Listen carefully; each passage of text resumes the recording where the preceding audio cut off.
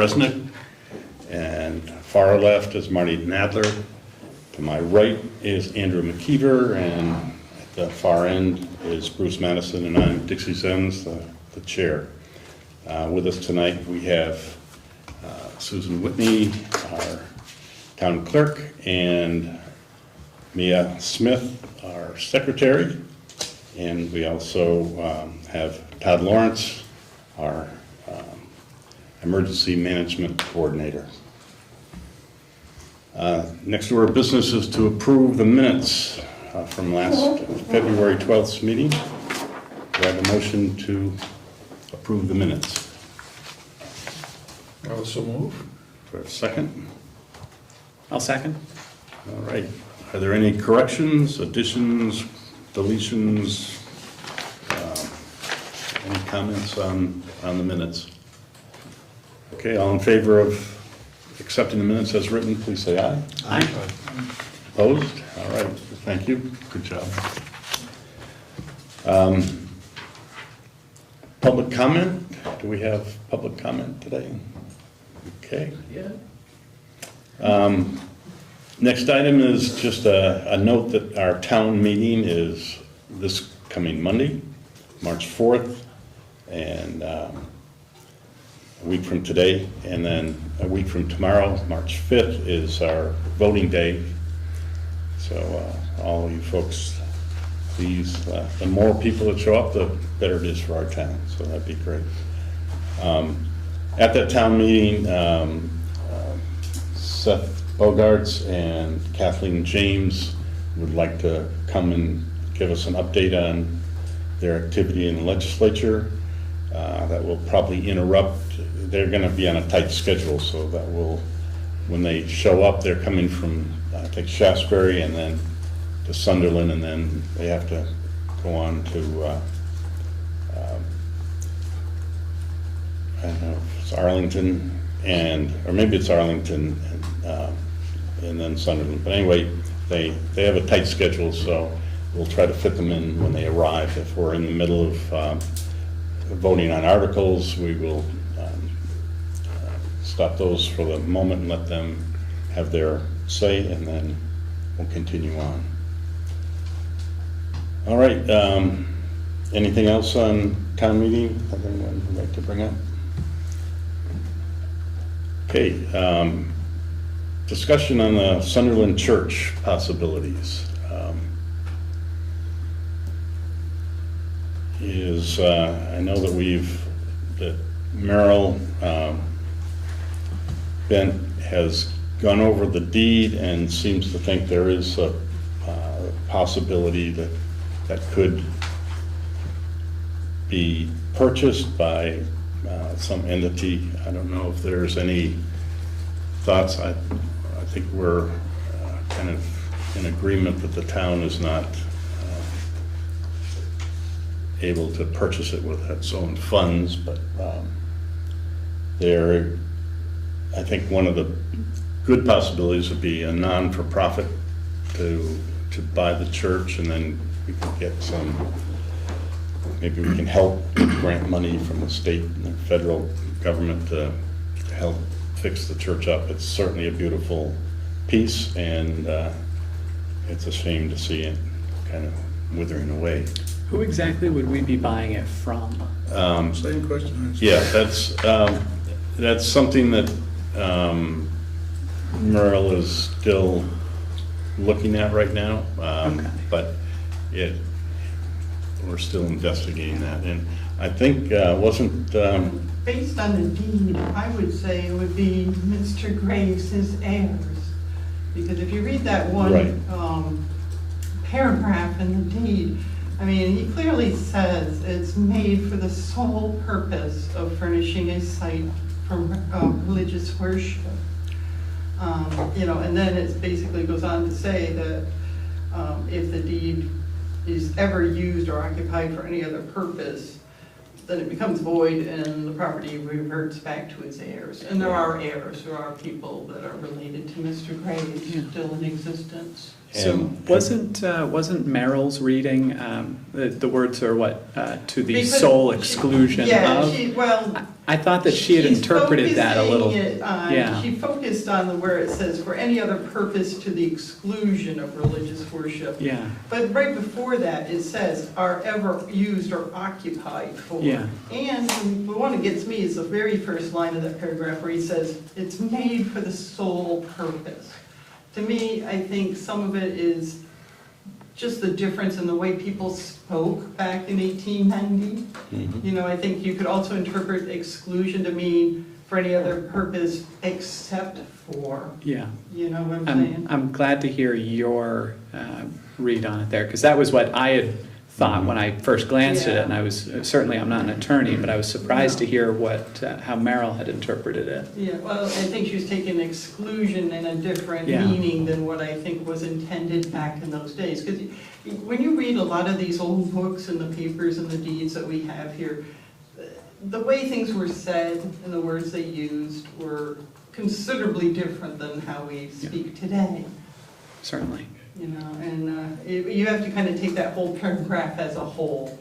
You yeah. know, I mean, Yeah. and not just focus on one word. I think it tells it all in that first line where it says sole purpose. And Have we- that to me is about as clear as I think he could have made it back in his time. So we have determined there are errors. Have we been able to find out? Caroline and a friend of hers who belongs to Ancestry.com, within like a morning, came up with a whole list of people that are related to Mr. Graves. So, I mean, and that was very brief research, just not by professionals. Yeah, and is that something that we could pursue as far as, I would assume if there was something happening, you know, that we'd have to reach out to some of these folks, and they would probably know other relatives. the caretakers right now do not have money to do the repairs that are required Yeah. so that building will last. Yeah.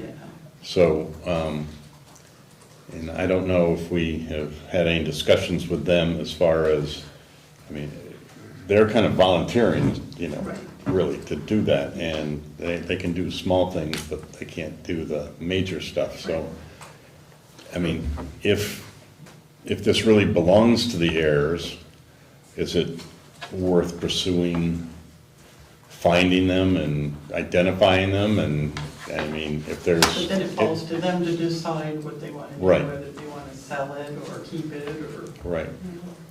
Or we can make them repair No.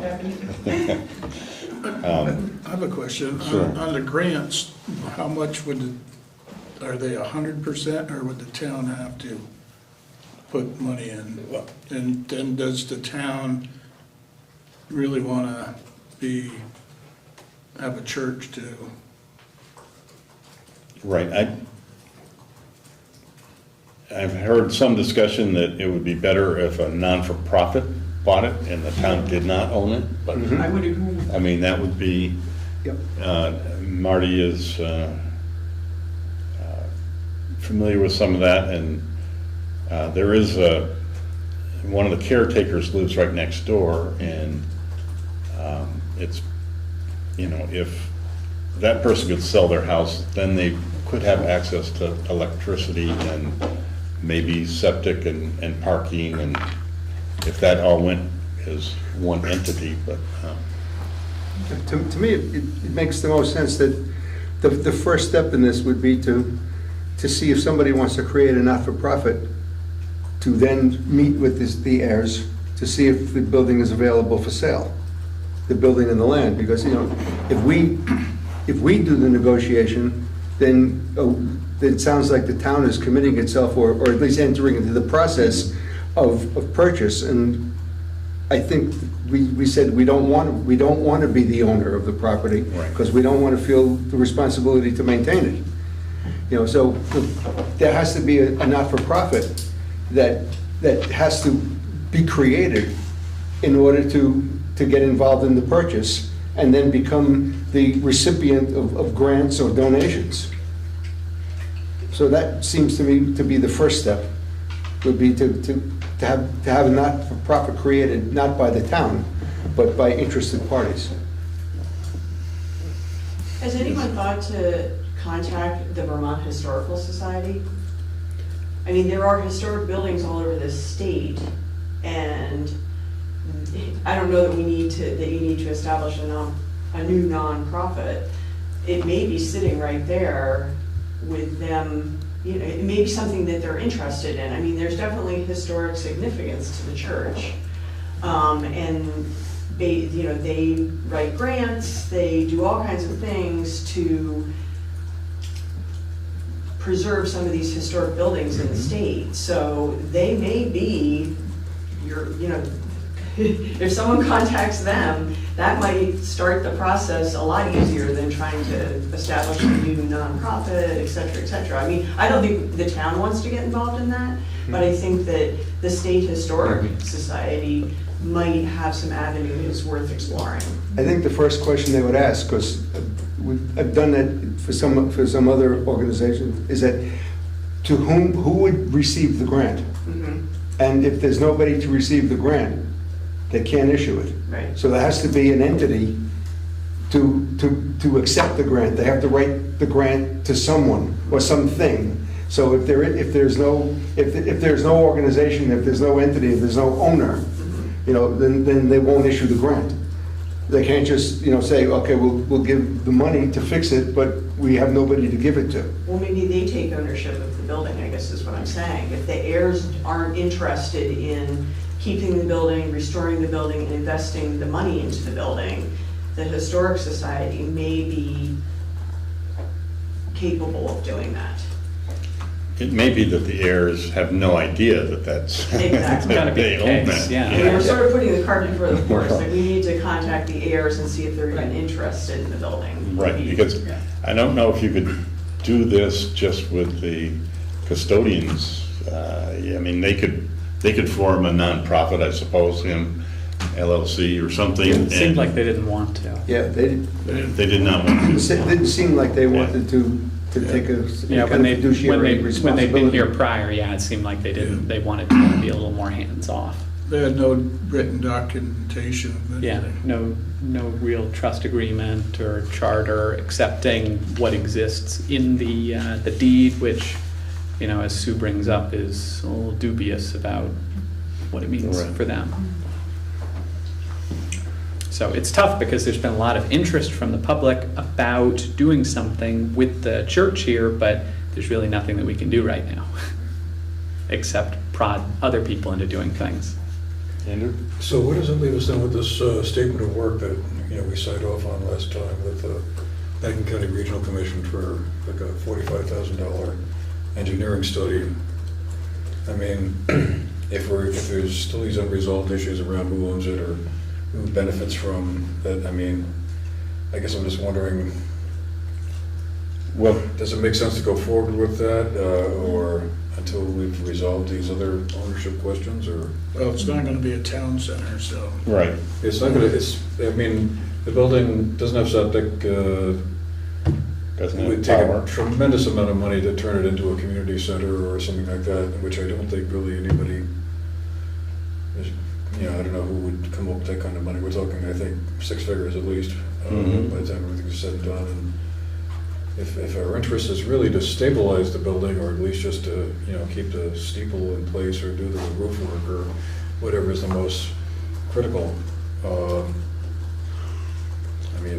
is that what that project will be aiming towards, or? That's what I kind of understood, Folks who but were here, back a few months ago, were pitching a far more modest kind of, project. the custodians Yeah. that were here, because it seems like BCRC would have to verify, but I think they could write a grant that could go to the custodians just to preserve that, but I'm not sure legally what the ramifications are. But it's such a beautiful building and, but the Historic Society, you know, they certainly have put a lot of money out over the years for restoring or preserving buildings, so. And we have the private individual who is willing to contribute. Right. So I So, think it's a good idea, though, to get in touch with the State Historical Society and see if they could.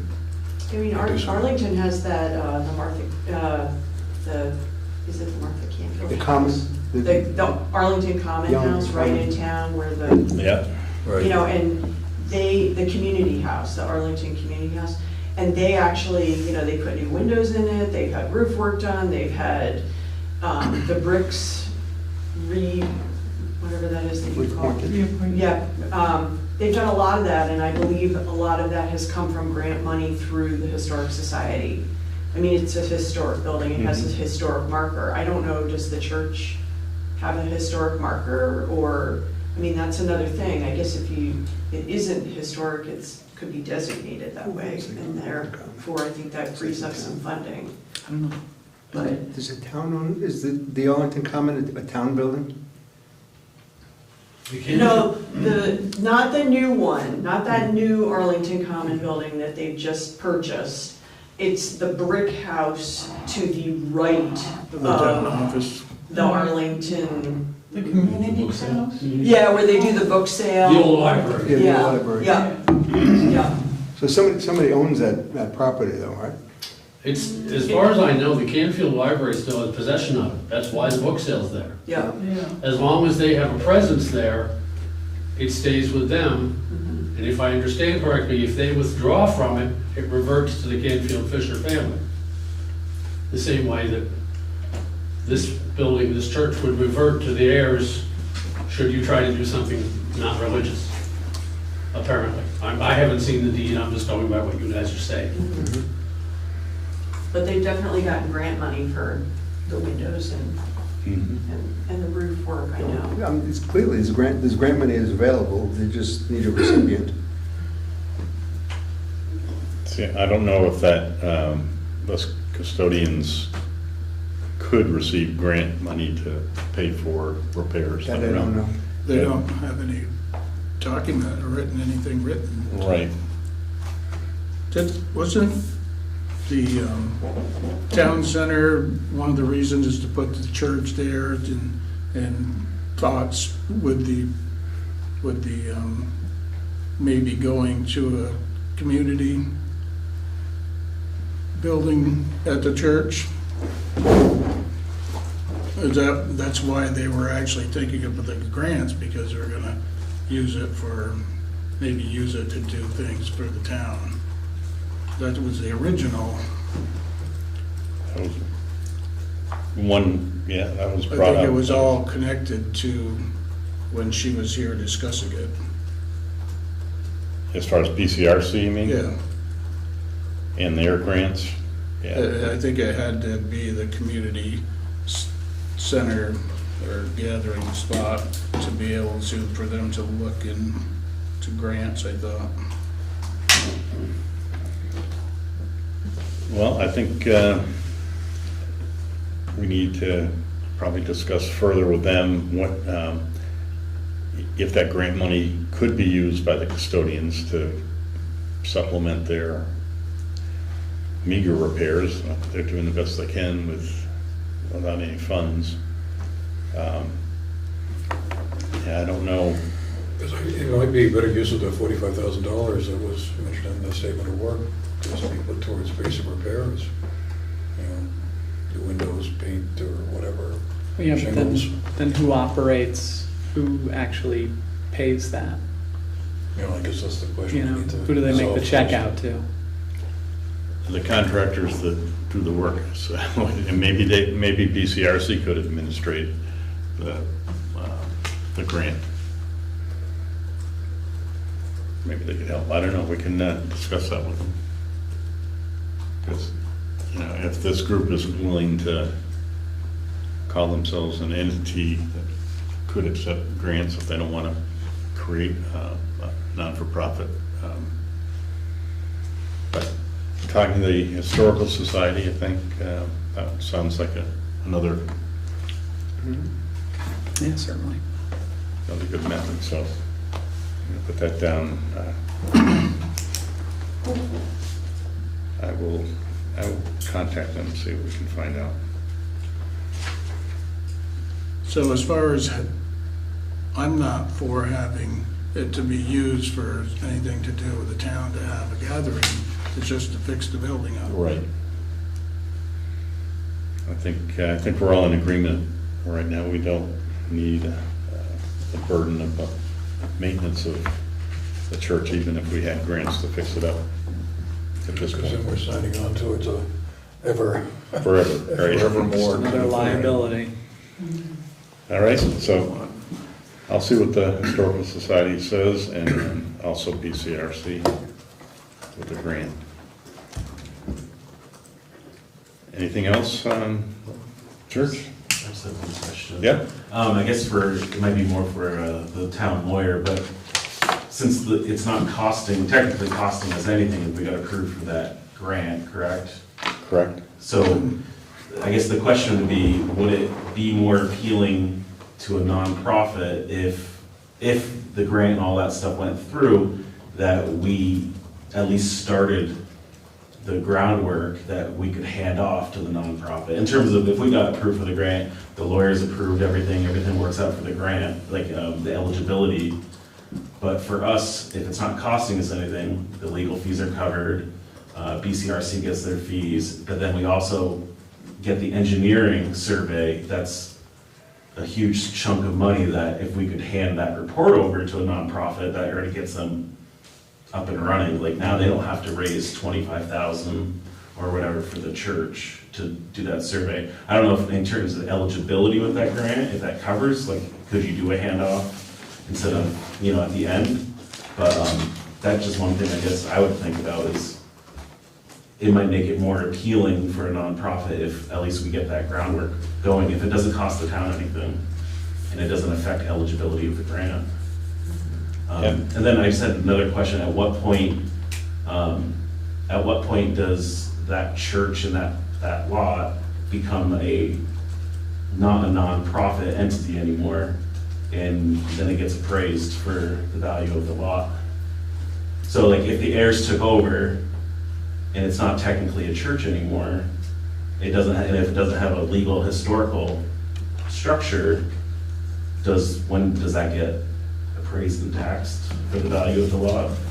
Yeah, it's not a church. Yeah. So I'm just thinking of ways to that There have been people that. heirs don't, I personally wouldn't want to see heirs take over and then turn it into like Airbnb or something. You know what I'm saying? Like it happens. I've seen churches up in Maine online and stuff. People like, oh, this would be great for a disco or a club. People buy old historic churches and turn them into those things because they can profit from it. But like the looming possibility of taxation on a lot or a building is another, at some point it needs to be addressed, I guess. But those are just my two thoughts right now. Well, Here's a paper, it says the town wants to have it for a community space. yeah. So and- that would pretty much probably not be very good for that grant. I think that is key there as far as the town. And is it 100% grant or is it actually more? From the Historical Society? Yeah, It's up to them. It probably would never be 100%. It would be like $20,000 or $25,000. That's normally what their grants are. yeah.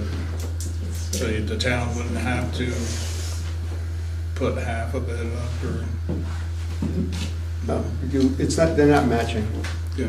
Or if they are, then the private donors, would certainly be more than a match. Yeah. Yes, yeah, I would think so. Well, let me check with BCRC and the Historical Society and see what can be done. And that list of heirs, is that something that, Caroline has some list of people she found, when they were doing the Ancestry.com thing. I mean, that was just a quickie. Yeah. So who knows if there's more or, how many more there are. Okay. Well, is there any reason not to try and get in contact with them to see if they're even aware Yeah, I know. they own this building? I personally, I would think that would be the first step. And they have a tax It's application. really up to them what happens. Yeah. And if they say, Yeah. okay, we own this, we're gonna do whatever with it. you That's know. kind of the end of the story right there. I mean, and I will say, there have been, over the years I've been here, there have been people that have come into the office and inquired about purchasing it. Mhm. Just appraise So it and there wait is for it to come up interest on in it. tax auction. Yeah. They may make a Somebody sale will if come they out. find out Somebody will they buy it. own it. Who knows? Well, I mean, would there be any reason not to try and, I don't know what kind of contact information? I think we should. Sort of a double-edged sword. It's probably gonna Tell be- them, we have this, you own this property, but now you own the tax on it.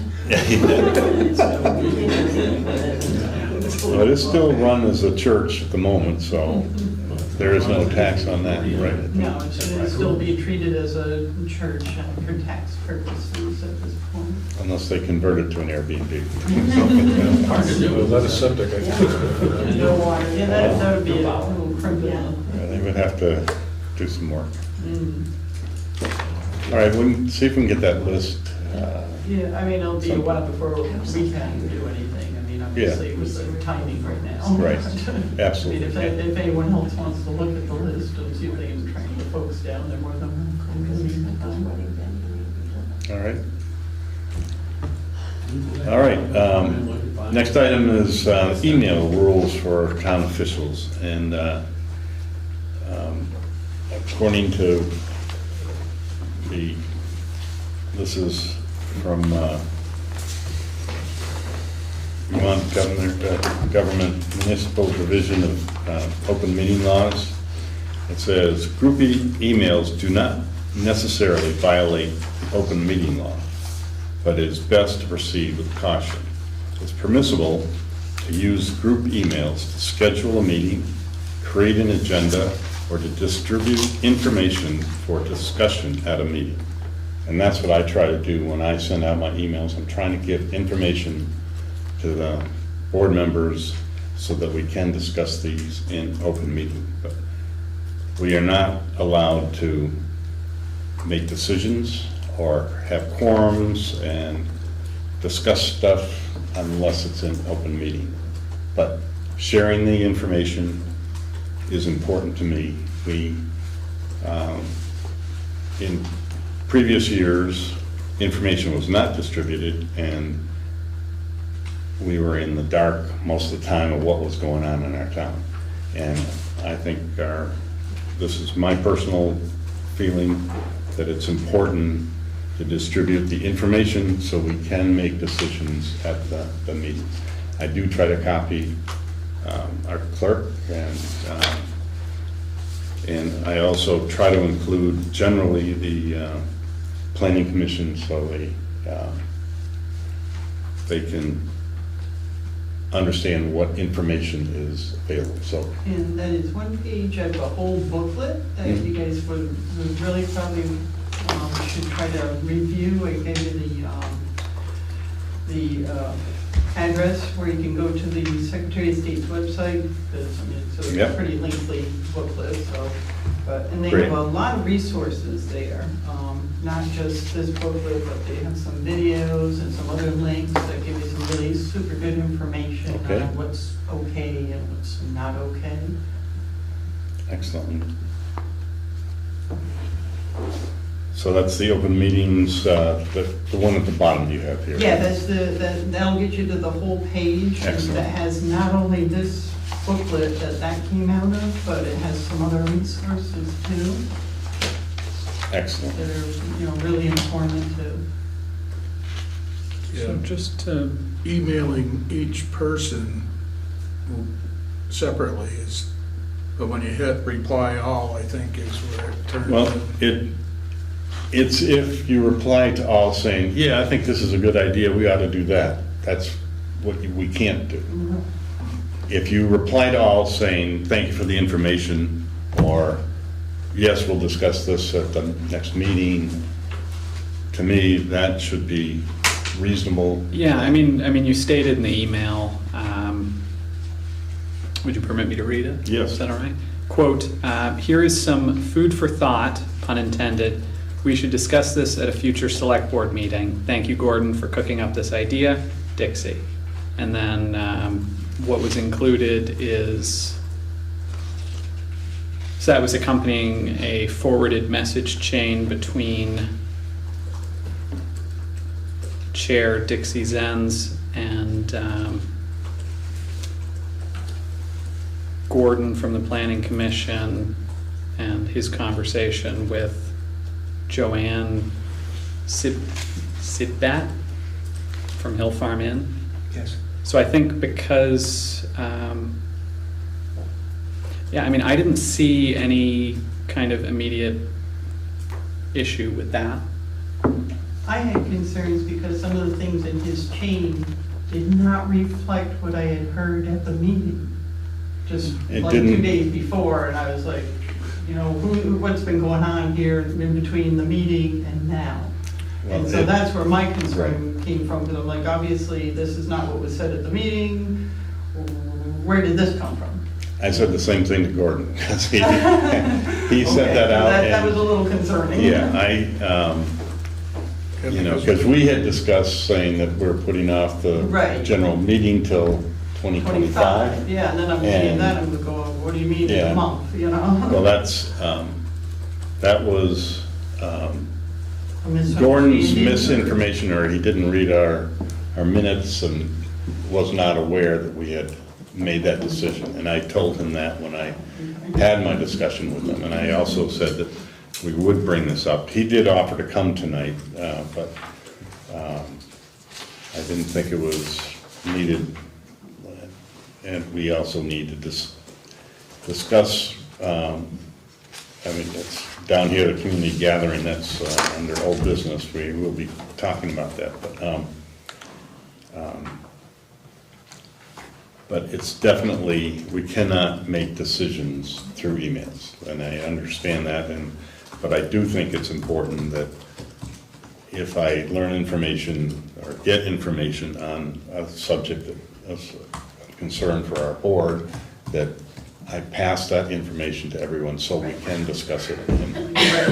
Yeah, It was just absolutely. the appearance that something else had Right, transpired that did. Did not look good. Right, right. That did is because Gordon was not informed as to our decision to put this off. Along the same lines, just, you know, you don't have that page there, but in this booklet from the Secretary of State, they also have sections on, you know, social media, text messaging, and other items too, not just strictly email. Yeah, Yeah, it's a pretty informative book, just so you know that there's other. they don't have to worry about me on social media, I can do that stuff. Isn't there another VLCT Select Board primer coming up? Yep, it's. I would highly encourage prospective Select Board candidates and new Select Board members to attend this event. Bruce and I went to it last year, it was terrific. It's also a great video that they send out ahead of time, specifically on open meeting law, that is very helpful. And please, if anybody thinks that I'm not meeting the open meeting law or breaking the rules, please let me know. I don't intend to do that for sure. I want to make our decisions and in our meetings, not behind closed doors. Well, I just wanted to throw my 2 cents in. I think it's been great to have, you know, sort of emails circulating saying, what about this, what about that kind of thing, you know, the distinction that you made there. I found it very helpful to kind of have a sense of, you know, where we're at with stuff. So I think what you've done, you know, has been, you know, spot on in terms of, you know, hitting the sweet spot in terms of keeping the board informed about what's going on without making decisions or taking action. So Yeah. I tried that. I think tried to that's- do that anyway. That's what we've been doing. No, it was a distribution and coordination rather than discussion. Right. Right. Yeah, And that does say right here. which are, yeah, permitted It uses. is permissible to Yep. use emails to distribute information for discussions at a meeting, so. And that's what I try to do, so we will try to stick to that and slap my wrist anytime I don't do that. Anything else on email rules?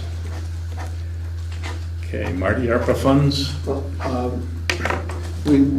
as I mentioned last meeting, the committee is in recess. The survey has been put together. It's now in the town office for distribution for people who walk into the office, asking them to complete it and hand it back in. Yep. And it'll be distributed, I imagine, widely during, on the 5th. And then beyond that, up through April 1st, when people have to register their dogs. And then after April 1st, I'll collect the petitions. I'll begin to collate the data, and the committee will reconvene, and we'll analyze the data, and then make a report back to the select board. Excellent. Thank you. I have a question about the improvements, or the technology improvements, which pretty much already been done. Those are just exemplars of what the criteria represents. That's all, because the survey was to decide, you know, which criteria did people feel were very important, somewhat important, or not very important, and what was listed below were just examples of what would fall under those criteria. So people weren't saying was technology important, but it's a question of was improving town infrastructure important. That was really the issue. Yeah, but we've already pretty much done that, so. Yeah, but it's just an example. It's just an example of whether do people feel that improving town infrastructure is important, and doing the technology update was an example of improving town infrastructure.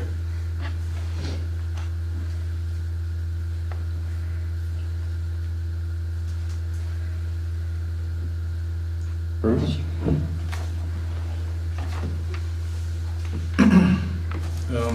Road liaison? Yep.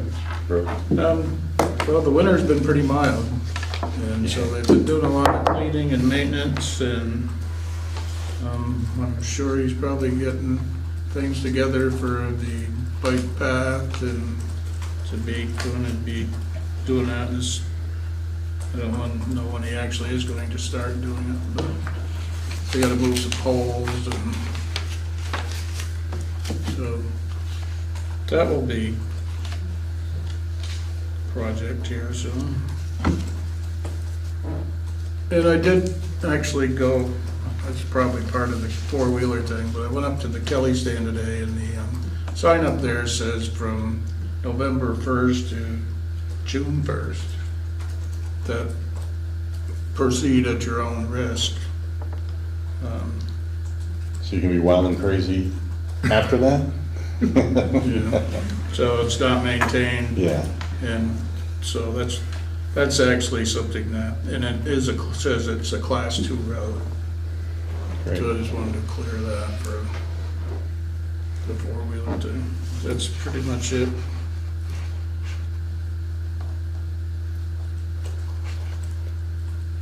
All right, Energy Committee? Well, so we're having a meeting Wednesday, the 28th. It'll be on Zoom, so anybody can join in if they want.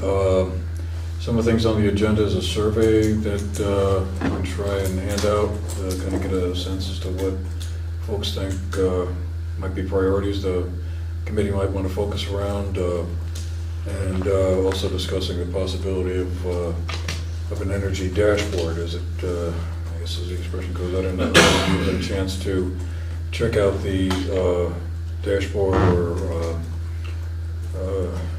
webpage on the Arlington Town website. Their energy committee there has put together a listing of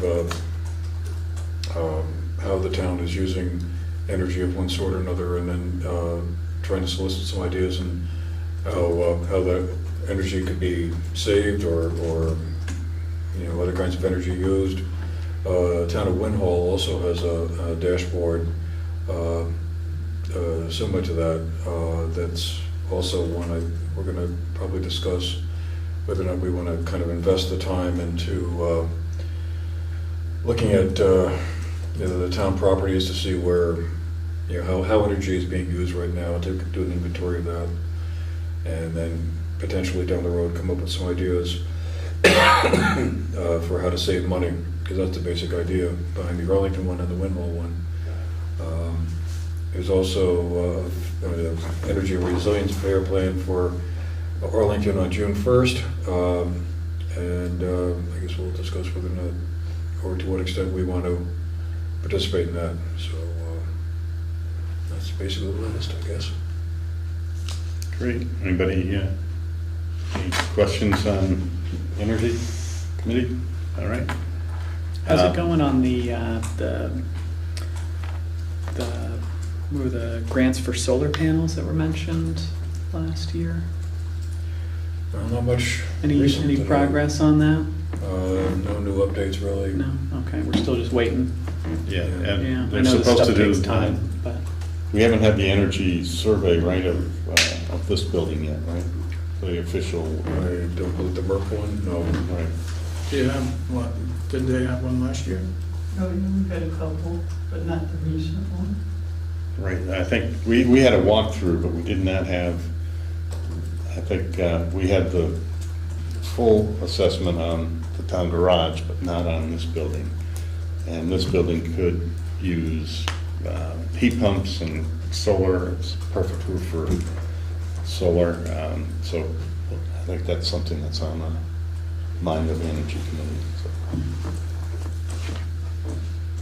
All right, BCRC and solid waste. Not much going on in solid waste right now, other than they are collecting stuff. BCRC is working on those grants that we talked about earlier. And I don't have much else on that. Okay, under old business, review of the Welcome to Sunderland sign. So I've printed out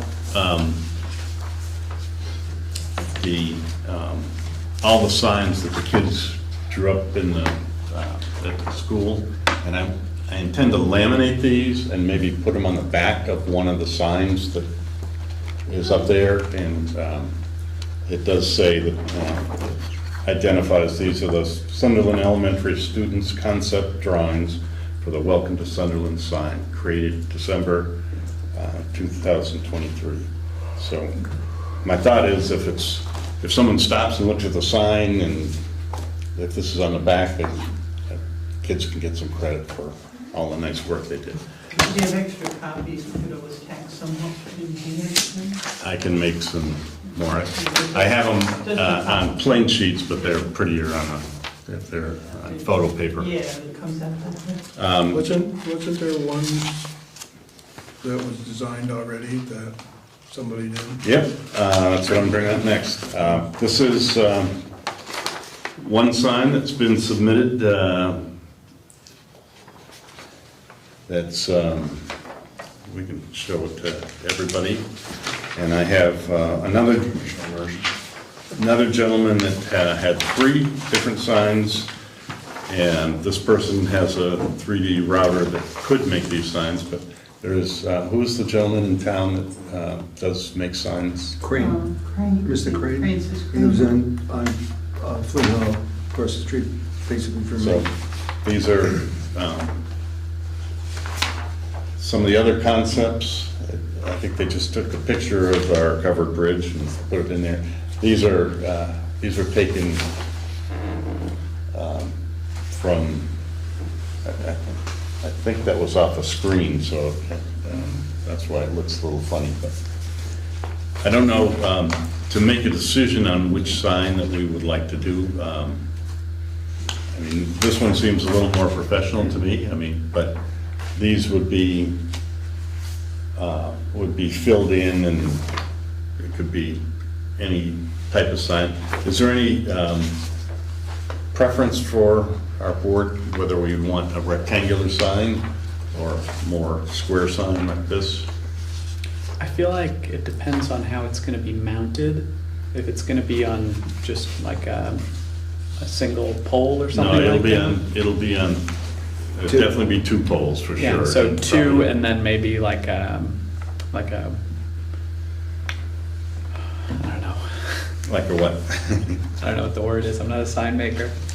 Like a stand or like a like a, Well, you probably. almost like an easel, but it's not an Probably easel. route out the. Frame, yeah. The inside of the posts and put the sign in it, You like could a do mortise that. and tenon, Okay, yeah, and they would hold the sign in place, and then the post would be set into the ground. Right.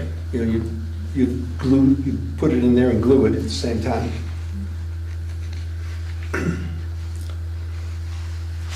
So, we need to kind of make a decision at some point of, we could solicit other ideas for other signs too, other than the kids' signs, but I like the sign with the crown top. The one there on the left, that one looks pretty good. Is that the one? Yeah, I like that one. yeah, I do too. I mean, these you could go do scrub not that do white paint. justice to what they would end up looking like. Well, This- if you can paint it white and then you can put a finish over it, and then it's a washable finish. Sure.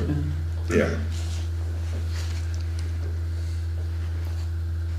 Maybe we can get some estimates on, Well, if you give it to me, I'll drop it off to Mr. Crane. If you give me a copy of it, and I'll ask him, what he feels, and you can get a sense of size. He would, of course, have to know what size you're interested in. all right. I would like to at least give these to the planning commission because they are the ones to initiate the idea of having a sign. So I'd like them to review those too and have their input at least, if that's all right for them. They're meeting on Wednesday if you want to leave them copies there. Pardon me? They're meeting Wednesday if you want to Okay. leave them copies. Yeah, I do like this one the best.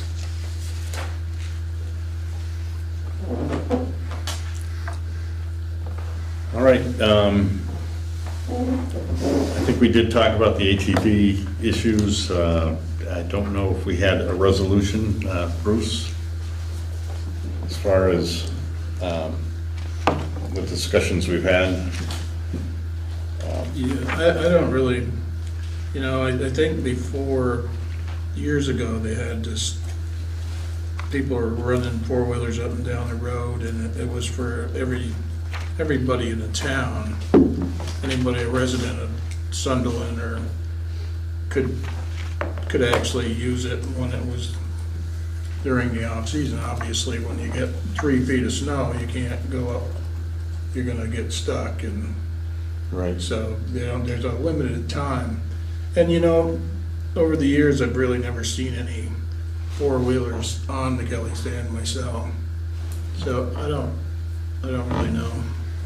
Well, based on the prior discussion, it sounded like we can issue a special permit as a town to the people who live on that road, and we can define what they're allowed to do, so. Well, they have camps on, they live out of town, but they have camps. Yeah, so we could say, we could say that property owners who, this is just a rough, but people who own properties who own properties that are on Kelly Stand may use it as reasonably necessary to, Yeah, I don't know, I think it's questionable if some people get the right, others will think that they should have the right too, so I'm not really. I mean, then what's the intention? Is the intention to let everybody do it? Because I wouldn't support that. No, well, I Some don't, people they came and they said that they needed to be able to access to their properties and that they can't do it right now because of this issue. So I'd favor a narrow permit that allows people who are affected to reach their properties. And maybe you want to be specific enough to say that the permit is to use the Kelly Stand Road to go to and specify the location. To go to your property located, here, whatever the address is on Kelly Stand Road. Yeah. I mean, if you want to be that specific, you can limit it to access to your property, not to use Kelly Stand Road as a recreational, Yeah.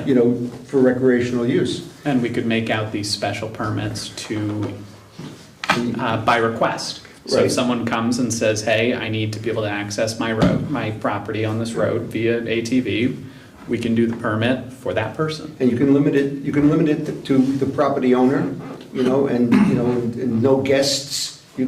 You can restrict it as much as you want if we're writing the permit. It seems that the only person who seemed to be upset by it was the game warden. The Forest Service seemed to have no problem with it.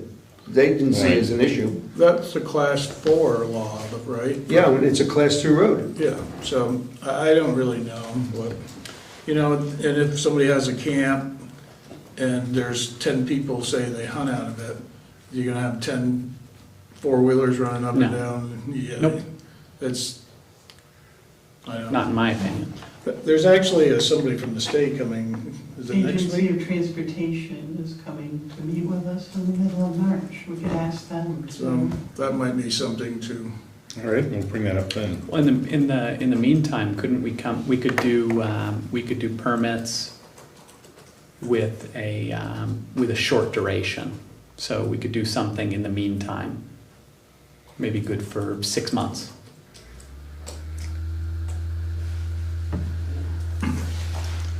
That would address the immediate needs of the people who live up there, or not live up there, but who have property up there and a legitimate interest in going up there for that aren't just joyriding. So, and that's only between the times when the 1st of November to June, right, Yeah. or because during the summer, you wouldn't want anybody, there's a lot of vehicles that go over it. Yeah. but, I mean, June is pretty late. Yeah, That's, it's June 1st, but still, that's what our sign says. But we don't maintain it until then, but, And I think if weather conditions are favorable, they probably would go up there and do some maintenance, but I mean, I think for the purposes of the sign, that's Right. the, cutoff, so to speak. So does anyone have any objection to doing like a short-term permit for these people affected? I personally think we should talk to the state and And I think we wait till the agency of transportation fellow comes, because I mean, it's only like mid-March that he's coming. And by the time you design something and figure out all the, wording and what have you, he'll probably already been here and gone. I'm just thinking that the resident that lives, say, on the North Road, 300 yards down, and has a four-wheeler and pays, say, $8,000 a year for taxes, and somebody has a camp on the mountain that pays $500, and he's running up and down to Kelly Stand, and why can't he go from his house and through? So, it's many ways of looking at it. I think it's important that we not try to circumvent the state rule, but that we simply allow for reasonable exceptions as needed. You're also providing somebody the ability to access their property. Yeah, yeah. I mean, but right now, people cannot access their property. they can drive their trucks up there right now. I mean, they. Yeah, right? well, now, because the road is probably There. free of snow and ice, but, if in inclement weather, you're saying you can't go up to your property in inclement weather because we're saying you can't. I mean, that's not fair. Yeah. Yeah, the town has not said they can't. It's the game warden that's been the one that has issued tickets, right? I mean, Yeah, yeah. So, And but he's just enforcing the state right. restriction. Does that even apply to a Class 2 road? Yeah, he thinks it's a Class 4 road, right? Didn't you say it was a Class 4 road? Yeah. And it's not, it's a Class 2 road. So years think- ago, they had. He thinks it is. I mean, that's his prerogative as an enforcement officer. The So sign says it. we have the right on it. ability, but, our job isn't to interpret the law. Our job is to, in this case, we can issue a permit. But would he honor it? Yes, yeah, he suggested it, Okay, I wasn't Yeah. here for that. I didn't know that. yeah, Yeah, so. Thank you.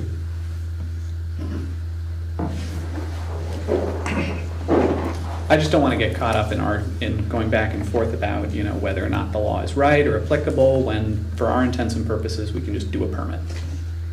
and I did talk to the League of Cities and Towns, and they did say that we could issue. Yeah. And the enforcement officer brought it up himself, so I mean, if he's gonna bring it up as a possibility, then I'm certain that he wouldn't try to fight us on it.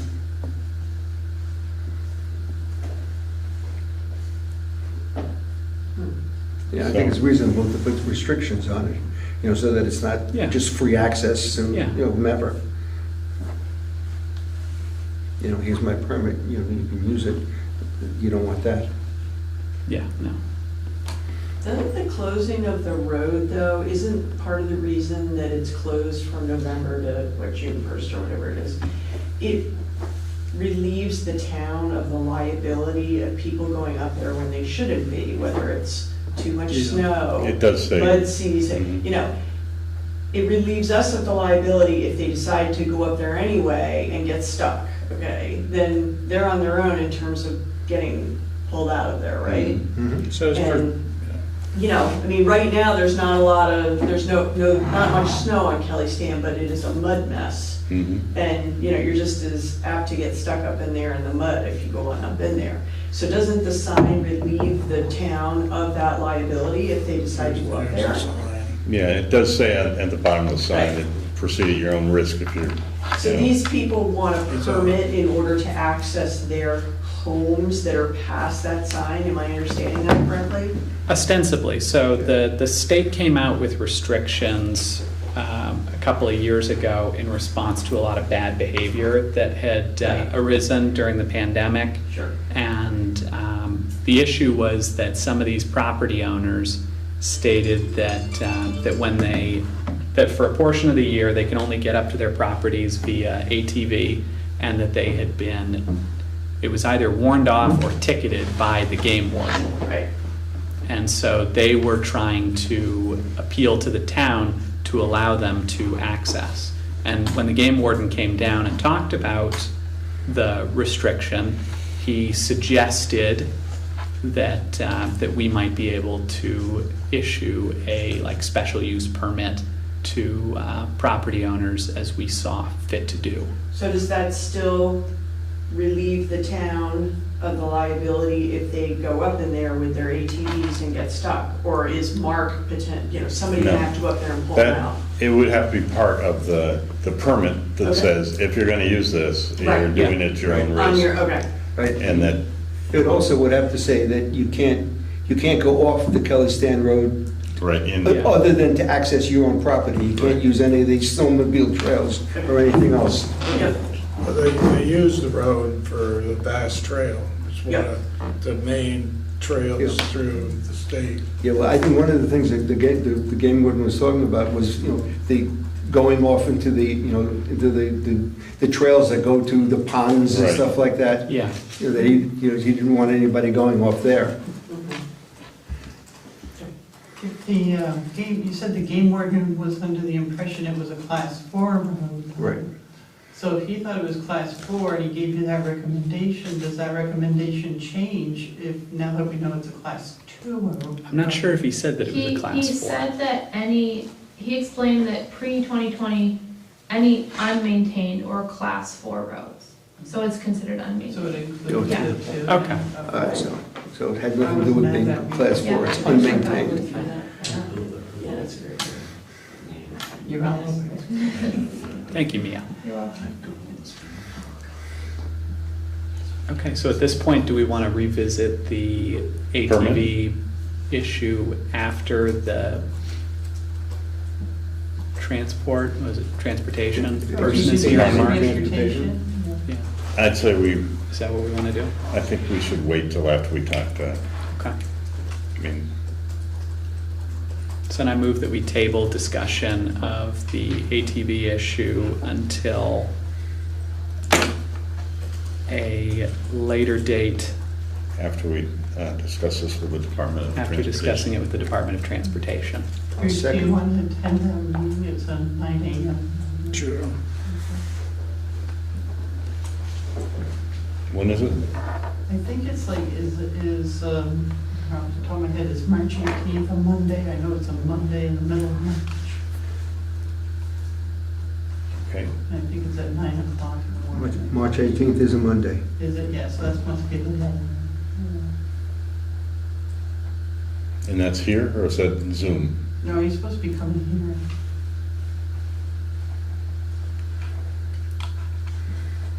here. All right.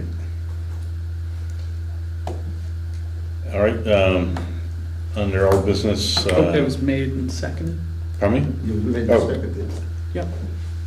So, So is it All in called favor? question? tabling this till after the March 18th meeting, say aye. Aye. Okay, we will table it till then. Marty? Community dinner, I guess we've discussed a little bit of confusion on that, or we- Yeah, I guess, I thought I had kind of laid it all out at the last meeting, but basically the community visit idea has been returned back to 2025, like the original plan was. And, you know, the idea of a community dinner is simply, this is kind of the opening event of the community visit that the Vermont Council on Rural Development will be working with us on to kind of have a way to bring the town together to hear everybody talk about whatever they think should be going on or should not be going on. So I guess I'm just a little unclear about what the issues are. I mean, if the idea was that we would have it at, like, the Hill Farm, I guess was, I mean, that's like, you know, that's putting the cart a year before the horse, I think. yeah, I think It's kind of it was a a- misunderstanding Yeah. from planning commission. Because to the extent that I thought that far ahead at all, I was thinking that maybe the place we might be able to do it would be over at the school, where they would have the multipurpose room would be a good meeting place, and there was they don't have a kitchen there or anything, but we have all kinds of options on that. It could be a potluck, it could be just a lot of pizzas, it could be as grand or as simple as we might want or feel like spending the money on, but I think we've got a good 10 months or so to figure that out, so All right, I think that too can get tabled for a little while. But I think I think it would be a great event to do, and I hope that, we are able to pull together. The last time I spoke with the VCRD about it, they were quite interested in it, and they had actually hoped to be able to do it this year because one of their other events got canceled, and they did have a window of time, but, it just felt like it was just too much to do too quickly, so we decided to punt it back to 25, like we were originally thinking about. right. I think that was So that's already that. decided last meeting, so. Yeah. All right, Todd, do you have any updates on emergency management? So, let's see, I attended the spring flood outlook. At the time, it was a Zoom meeting. At the time, obviously, not much threat for river flooding due to the diminished snowpack. 30%, 35% of all winter snow, though, happens usually between February and April, so it's to be determined. The springs and streams obviously are a little higher because when it rains, all the rain goes into the springs and the streams and stuff. But for flooding, not too much. I attended the the Regional Emergency Management Committee down in Bennington, I think 2 Mondays ago.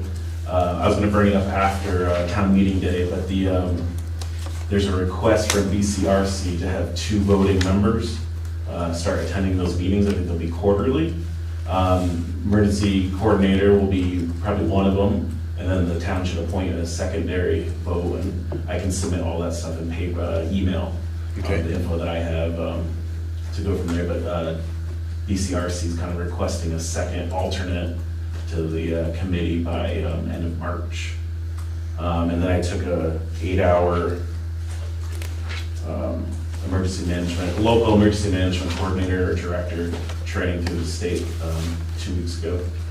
So just learning how the job works and the various functions of it and all that stuff. Great. Does anyone know if the emergency management is a compatible office with select board member? So I did ask in the Zoom meeting. It's a meeting with like 30 plus people. I did ask, and they said it was Vermont Emergency Management. Her name's Tyga, Christy, and a couple other people from the state. They said because the position, if the town does not have an emergency management director, is the title that they've been using, by default, that role goes to the select board. So they didn't see any conflict if somebody on the select board also filled the role of emergency management director or coordinator. But it's, subject to what the town would like to do in the future or whenever the positions are available. We will be having selection of positions on the board after the March election, so. Yeah, the reorganization meeting. Reorganization. And I guess the only other thing is the local hazard, emergency management plan that we submitted in December. That will be up for any modifications and then a new authorization after town meeting day. Between town meeting day and May 1st, I'll be coming back to the board to sign off on stuff. Great.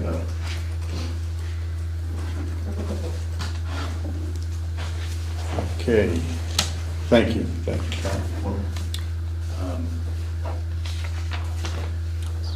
So there is the select board essentials, the training that's March 23rd, 9 a.m. Is that, that's in person, right? Yeah, kind of more. At Lake Maury. That's the VLCT thing? Yep. Select board essentials. 9 a.m. to 2:30, March 23rd, which is Saturday. All right, I think, do I have a motion that we go into executive session to discuss legal matters, contracts, So such? moved. I'll second. All in favor, say aye, please. Aye. Great. Okay. And Susan, can you stay for this? It will be March 11th, 7 p.m. And a reminder that this coming Monday is town meeting day and 7 p.m. at the elementary school. And voting day is here at Town Hall on Tuesday, March 5th. And as my last motion, I'd like to make a motion that we adjourn. Is there a second? Second. All in favor? Aye. Aye. We're Did some good. adjourned. Thank you. At 7, what is it, 8,